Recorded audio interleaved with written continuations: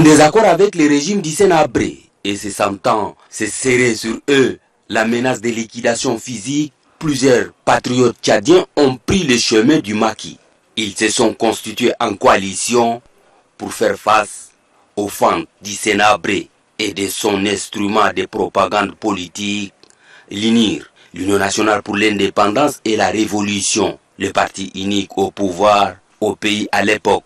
Et c'est au Soudan que le MPS a trouvé naissance. L'élément déclencheur de la création du mouvement patriotique du salut est l'action du 1er avril.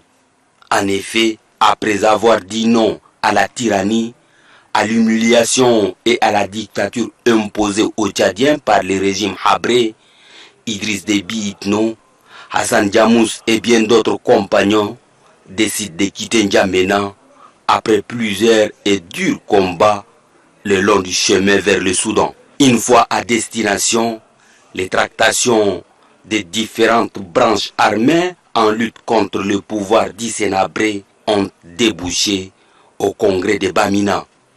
Il s'agit de l'action du 1er avril d'Idriss Déby, le mouvement du salut national du Tchad, Mouzanat de Maldoumbada Abbas et des forces armées tchadiennes, mouvement révolutionnaire populaire de Djibril Nasser. Tous ont fusionné leurs forces pour créer le mouvement patriotique du salut.